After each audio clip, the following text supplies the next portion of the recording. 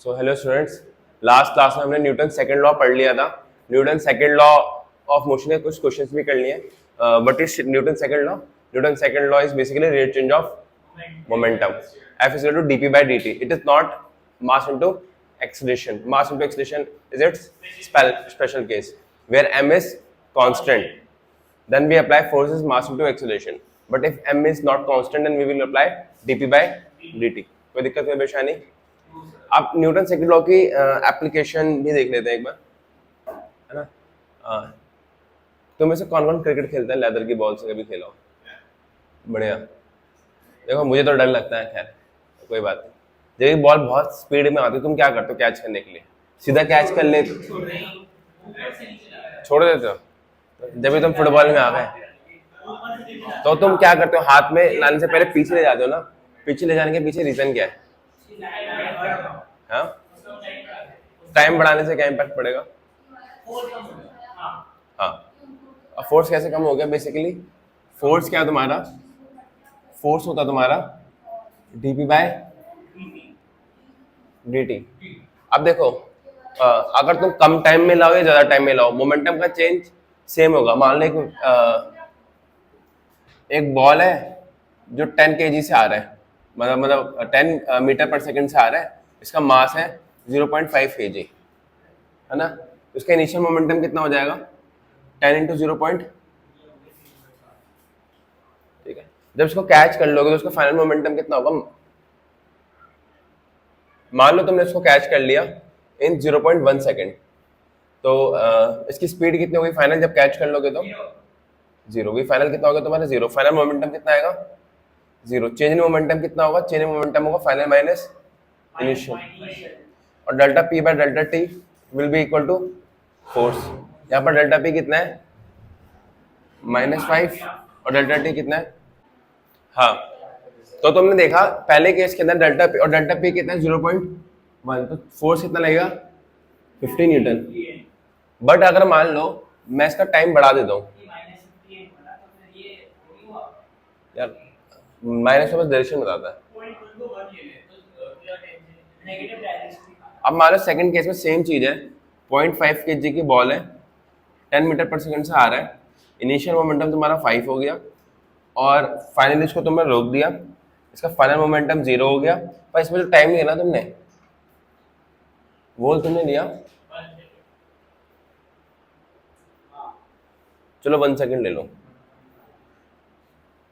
मतलब 1 second is 10 times of 0.1 second, मतलब तो इस बार तुमने टाइम ज्यादा लिया। मोमेंटम चेंज सेम है, दोनों में मोमेंटम चेंज कितना है? 5 का। पर इस बार फोर्स कितना लगेगा? Delta P by delta T. Delta P तुम्हारा फिर से -5 है, डेल्टा टी तुम्हारा 1 है। इस बार 5 न्यूटन फोर्स लग रहा है। तो जैसे तुम टाइम बढ़ा देते हो तो इफेक्ट ऑफ फोर्स क्या होता है? फोर्स जो लगना है कम हो जाता है। क्यों कम हो जाता है? क्योंकि force is inversely proportional to time. जितना ज्यादा टाइम लगे लोगे सेम चेंज इन मोमेंटम के, सेम चेंज ऑफ मोमेंटम के लिए, उतना कम फोर्स लगेगा। इसलिए हम पीछे ले जाके क्या करते हैं? बेसिकली उसका टाइम कम कर देते हैं। कोई दिक्कत कोई परेशानी इसमें? किसी को दिक्कत कोई परेशानी? ये तो आसान सी चीज है, सबको समझ आ गई होगी, है ना। तो ये तुमने 9th क्लास में ही पढ़ा होगा कि क्यों क्रिकेटर्स बॉल को थोड़ा टाइम पीछे ले जाते हैं हाथ को, ताकि उनके हाथ पे कम इम्पैक्ट आए उसका। आगे समझ, है ना। अब एक टर्म आता है इम्पल्स। इम्पल्स क्या होता है? जैसे मान लो तुम पे कोई बॉल आई, तुम क्रिकेटर के पास कोई बॉल आती है ना। क्रिकेटर ने हिट करा, क्रिकेटर के पास बॉल आने से पहले, उसके बैट पे लगने से पहले, मान लो 0.5 kg की बॉल है, ठीक है। भारी बॉल से खेल रहे हैं मस्त, पत्थर से खेल सकते हैं, है ना। अब ये सोचो अब क्या होगा कि 0.5 kg की बॉल है जिसका मोमेंटम इधर की साइड है, इनिशियल मोमेंटम। इसने क्रिकेट बैट से इसमें हिट करा, उसका फाइनल मोमेंटम किधर होगा? अपोजिट साइड, है ना। तो तुमने देखा कि हिट करते ही बॉल अपोजिट डायरेक्शन में चले गई। उसका मोमेंटम जो चेंज करा उसने, मोमेंटम चेंज ही तो करा है। पहले डायरेक्शन मोमेंटम की इधर थी, अब दूसरी हिट करने के बाद किधर हो जाती है? इधर की साइड हो जाती है। अरे मेरे पास बॉल आई, बॉल मेरे पास इधर की साइड से आएगी, मैं हिट करूंगा तो उधर की साइड मोमेंटम हो जाएगा ना उसका। तो मोमेंटम में जो चेंज लाया है ये बहुत टाइम लगता है, बहुत जल्दी बहुत क्विकली चेंज हो जाता है मोमेंटम में। बहुत शॉर्ट टाइम में होता है ना, जब कोई बहुत लार्ज फोर्स चाहिए इसके लिए, क्योंकि मोमेंटम का चेंज लार्ज है। अगर कोई मोमेंटम में चेंज लार्ज हो रहा हो बहुत शॉर्ट पीरियड ऑफ टाइम के लिए, तो हम इसको बोलते हैं impulse. Your force is acting, है ना, for a short period of time, then it is known as impulse. हाँ, मतलब तुम समझो इस केस में ना, हमारा ना मैग्नीट्यूड ऑफ फोर्स इंपॉर्टेंट है ना टाइम इंपॉर्टेंट है। हमारा इस केस में हमारा क्या इंपॉर्टेंट है, ना मैग्नीट्यूड ऑफ कितना फोर्स लगा ये इंपॉर्टेंट नहीं होता, ना टाइम इंपॉर्टेंट होता है। हमारा ये इंपॉर्टेंट है कि इफेक्ट ऑफ फोर्स क्या है, मतलब लगने के बाद हुआ क्या। जब बॉल ने हिट, क्रिकेट बैट ने हिट करा, हाँ, तो इसमें change in momentum is important, not force important, not time is important. आया समझ, कोई दिक्कत कोई परेशानी? देखो इम्पल्स क्या होता है, इम्पल्स इज बेसिकली, रैप कर दो इसको, ये समझ आ गया कि हम अगर सेम चेंज ऑफ मोमेंटम के लिए टाइम की ड्यूरेशन बढ़ा देंगे तो हमारा फोर्स क्या हो जाएगा, कम हो जाएगा।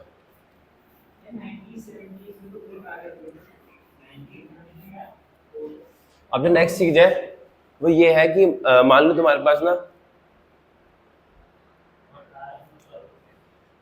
इम्पल्स होता है, इम्पल्स सडन डाल लो।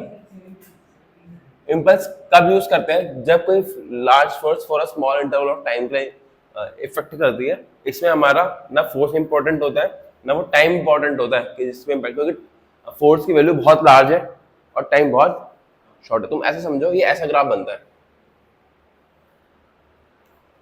फोर्स वर्सेस टाइम का ग्राफ है ना, फोर्स वर्सेस टाइम का ग्राफ होता है। और ये कुछ ऐसा बनता है कि पहले फोर्स नहीं लगी, जब तक बॉल आ रही है आ रही है आ रही है, जैसे बॉल को हिट करेगा तो एकदम से बहुत large amount of force act कर दी है। ये इम्पल्स का ग्राफ है, तो T1 टाइम है ये, तो तुम्हें समझ आना चाहिए। अच्छा, मैंने एक चीज और सिखा रखी है तुम लोगों को, मैंने इंटीग्रेशन सिखाया है। स्टार्टिंग में तो जीरो ही है, कुछ भी नहीं लग रहा, और बॉल, हाँ, जिसको नहीं आता वो देखे ध्यान से, है ना। इंटीग्रेशन किस लिए यूज होता है, इंटीग्रेशन यूज होता है टू फाइंड द एरिया, कौन कौन बोल रहा है,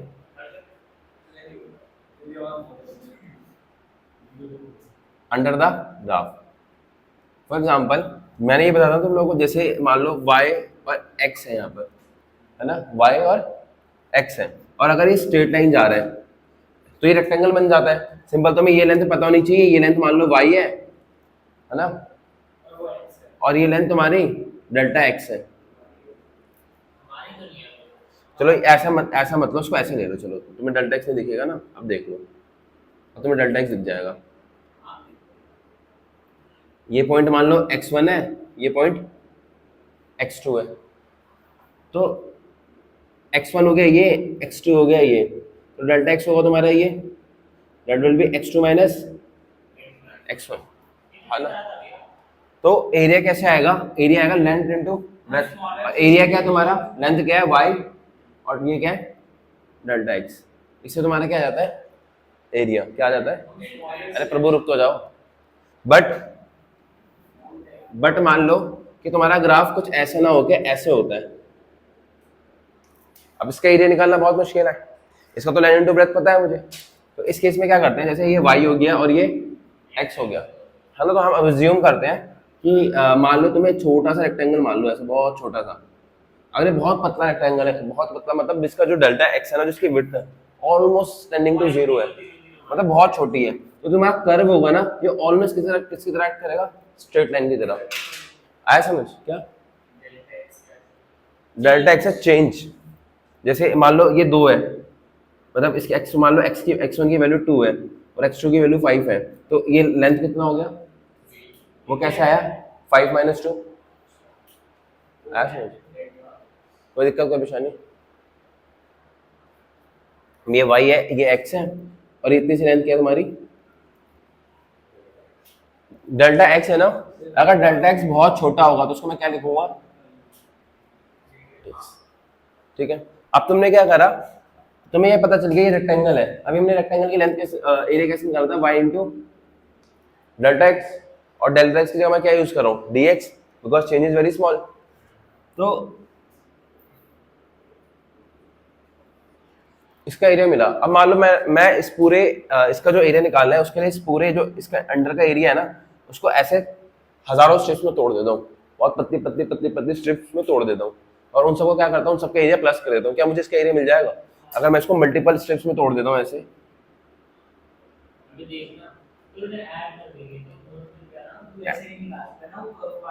हाँ, तो ऐसे मैं मल्टीपल स्ट्रिप्स में तोड़ दूंगा, हर बार वाई डी एस करूंगा, तो मुझे क्या मिल जाएगा उसका, सबको प्लस करूंगा और मुझे क्या मिल जाएगा, एरिया।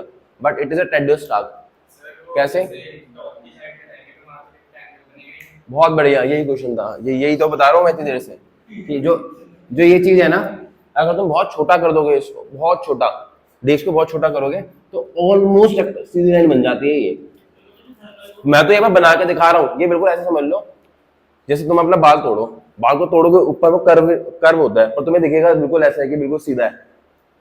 होता है कि बाल तोड़ के देखो, एक देखो मैं तोड़ता हूँ,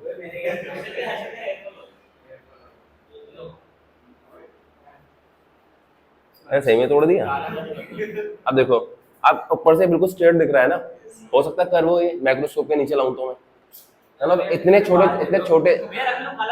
छोटे से उसमें तोड़ा है मैंने, आया समझ? काला गुड़िया, आज गुड़िया बनेगी, सी गुड़िया,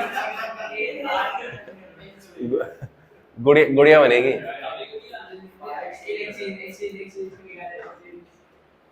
स्टार बनाएंगे, गुड़िया को बीच में रख देंगे और फिर हर्षित जैसे पिन चुभेंगे, हर्षित को पिन चुभेंगे। वैसे वैसे ये सब ना चीजें रियलिटी में होती है, और क्या, जिसको रियलिटी होती है, हमने तो आंखों से देखा, तुम्हें पता है।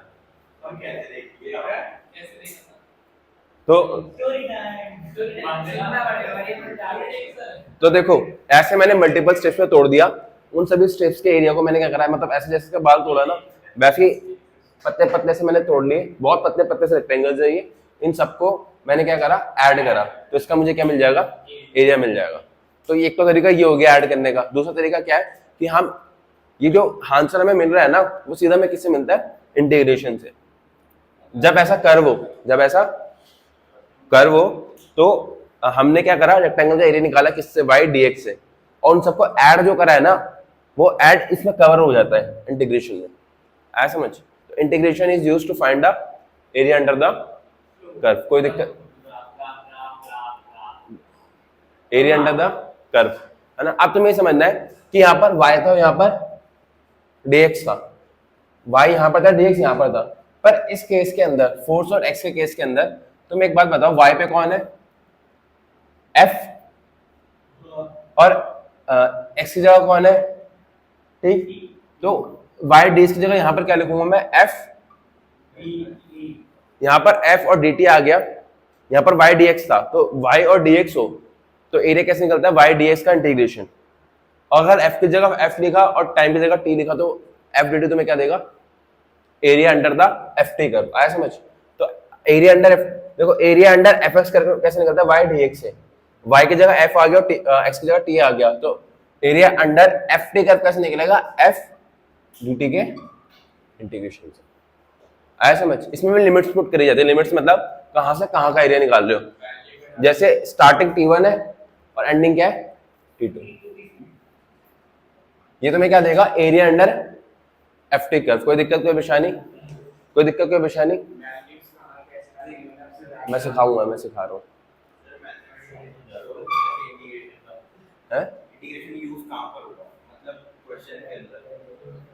अभी समझ आ गया कि area under F T curve निकालने के लिए यूज होता है। अरे किसको समझ आ गया, area under Y X curve निकालने के लिए यूज होता है, एरिया अंडर द कर्व निकालने के लिए इंटीग्रेशन का यूज होता है, ये पता होना चाहिए।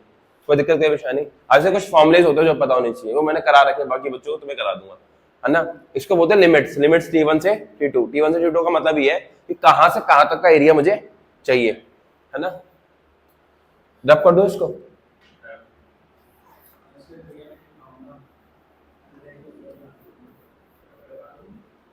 देखो अब ध्यान से समझना, अगर तुम्हें वेलोसिटी टाइम कर्व दे दे, क्या दे दे, वेलोसिटी टाइम कर्व, v क्या है, वेलोसिटी, और इसमें तुम्हें ऐसा ऐसा ग्राफ दे दे,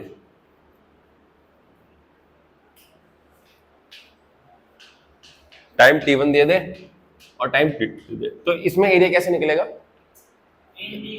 इंटीग्रेशन, ये इस बार y पे क्या है और x पे क्या है, तो इसका एरिया कैसे निकलेगा v। तो एरिया तुम्हें याद रखना है बस ये देखना y dx होता है, y की जगह कौन रिप्लेस कर रहा है और x की जगह कौन रिप्लेस कर रहा है। यहाँ पर y की जगह v है और टाइम की जगह t है, तो v dt तुम्हें क्या देगा, एरिया अंडर द कर्व। और ड्यूरेशन क्या है, टाइम ड्यूरेशन t1 से,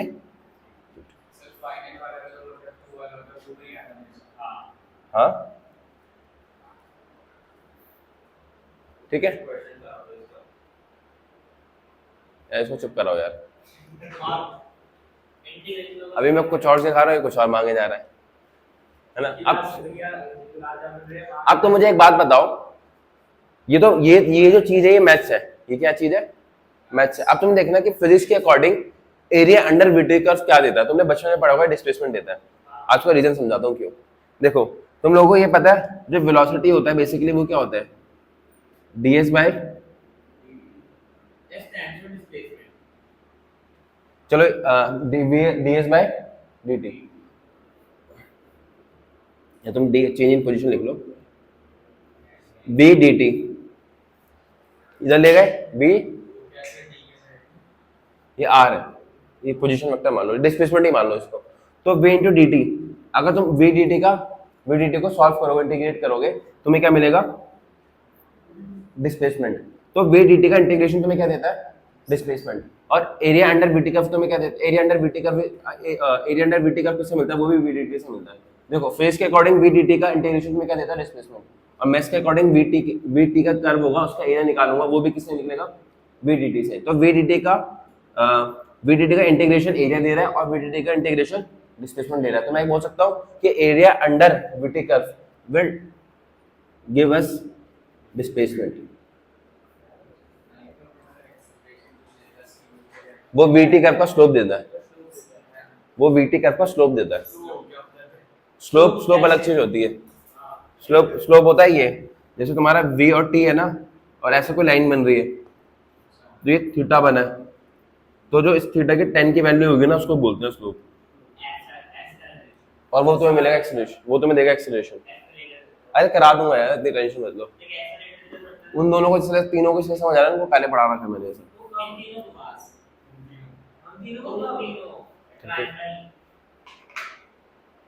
इंटीग्रेशन डिफरेंशियल नहीं पढ़ाया,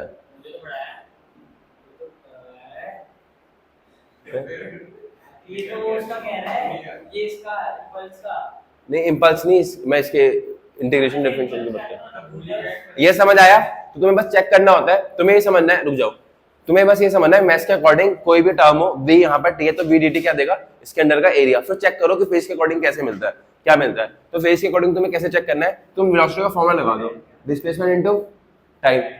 ये v क्या है, y पे, और टाइम किस पे है, x पे। समझ रहे हो, v किस पे है, y पे, और टाइम किस पे है, इन दोनों को मल्टीप्लाई करके देखो, ये y पे और ये x पे। तो देखो ये चीज क्या मिली है, डिस्प्लेसमेंट। तो मतलब इसके अंडर का एरिया में क्या देगा, डिस्प्लेसमेंट। ये पता होना चाहिए, यहाँ ये याद भी रख लो, area under VT curve gives us displacement. ये मोशन है स्टेटमेंट में दोबारा बता दूंगा है। हाँ, इम्पल्स होता है फोर्स मल्टीप्लाई बाय। अच्छा देखो, हमारा एफ टी कर्व में फोर्स किस पे, वाई पे, और टी किस पे। तो मैं बोल सकता हूं इसके अंडर का जो एरिया होगा वो हमें क्या देगा, इम्पल्स। आया समझ? तुम्हें बस ये समझना है, बस देखो y पे क्या है और x पे क्या है, उन दोनों को मल्टीप्लाई करके, फेज में क्या मिल रहा है, इम्पल्स, और इसमें मल्टीप्लाई करके मिलता है एरिया। तो इसके एरिया किसके इक्वल होगा, इम्पल्स के इक्वल। आगे समझ?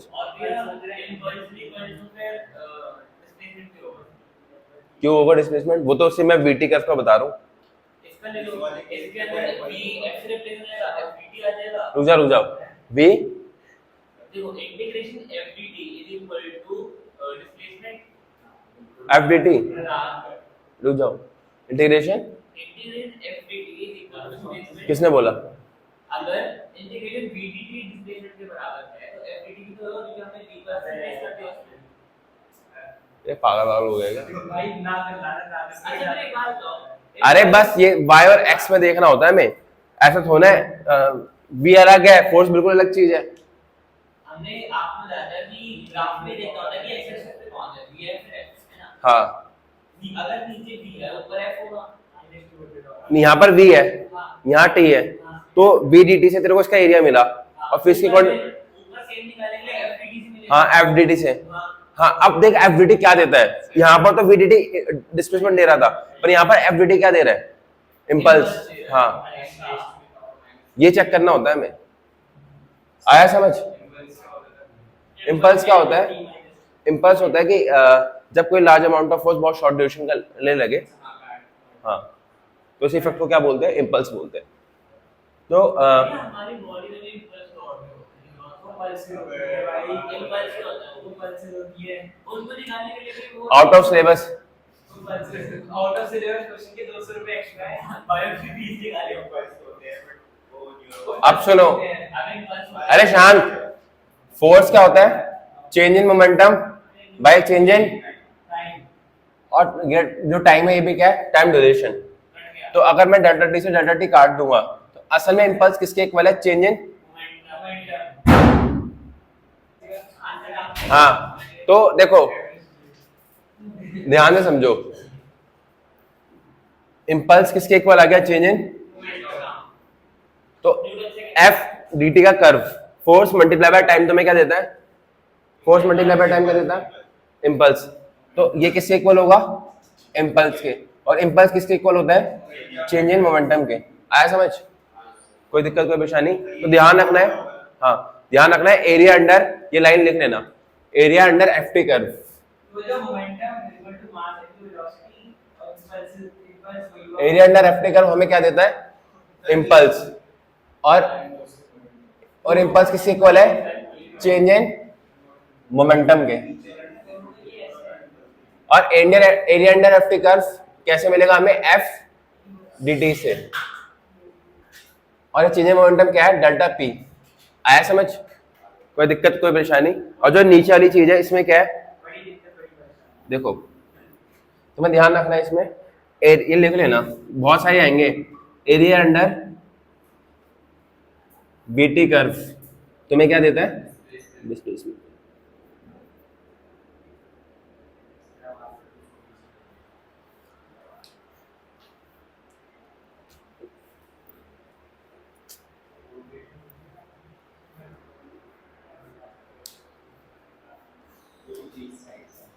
अच्छा फोन भी चला रहा है, फोटो ले रहा वाले तुमसे लिखा नहीं जाता क्या,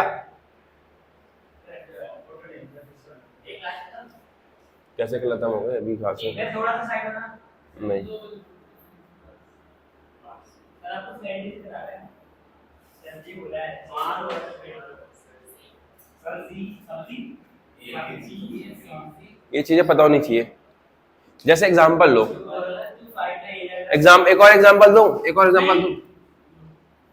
देखो एक और एग्जांपल लो, तुम लोगों को पता है वर्कडन क्या होता है, work done force multiply by displacement पढ़ा है।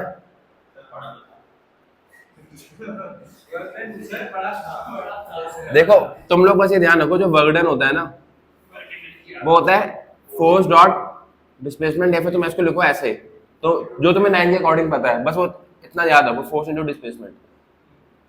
बाकी 11th के अकॉर्डिंग मैं बता दूंगा, ये चीज ऐसे लिखी जाती है, पर ये बाद में बताऊंगा। पर ये समझो वर्कडन क्या होता है, फोर्स इनटू डिस्प्लेसमेंट। अब मान लो तुम्हारे यहाँ पर फोर्स है और यहाँ पर डिस्प्लेसमेंट एस है ना, तो इस बार एफ डी एक्स का कर्व तुम्हें क्या देगा, इस बार तुम एफ डी एक्स क्या देगा तुम्हें, इंटीग्रेशन से एरिया मिलेगा, तो मैं कह सकता हूँ area under F S curve तुम्हें क्या देता है, वर्कडन। आया समझ, हाँ हमें बस चेक करना, देखो बस ये समझ लो y और x को मल्टीप्लाई करके क्या मिलता है, एरिया। अब हमें चेक करना है कि एरिया किसके इक्वल आएगा, ठीक है। तो अब वो कैसे चेक होगा, जैसे वर्कडन फोर्स इनटू डिस्प्लेसमेंट होता है, y इंटू x करके तुम्हें क्या मिलना है इसमें, वर्कडन। आया समझ, तो ऐसे मैक्स ऑफ फेस को लिंक करा जाता है। डिफरेंस काफी है, डिस्प्लेसमेंट एक वेक्टर क्वांटिटी है, डिस्टेंस एक स्केलर क्वांटिटी है, डिस्टेंस जो है वो एक्चुअल पाथ कवर्ड है, और डिस्प्लेसमेंट जो है शॉर्टेस्ट पाथ है। स्ट्रेट लाइन होता है क्या मैं देखो ये ऊपर वाली चीज तुम बस ये सोचो फोर्स ये फोर्स मल्टीप्लाई बाय डिस्प्लेसमेंट होता है। यहाँ पर फोर्स और डिस्प्लेसमेंट को मल्टीप्लाई करोगे तो area under F S curve मिल जाएगा, और area under F S curve किसके इक्वल होगा, फोर्स इंटू डिस्प्लेसमेंट, और वो किसके इक्वल है, बोर्डन के।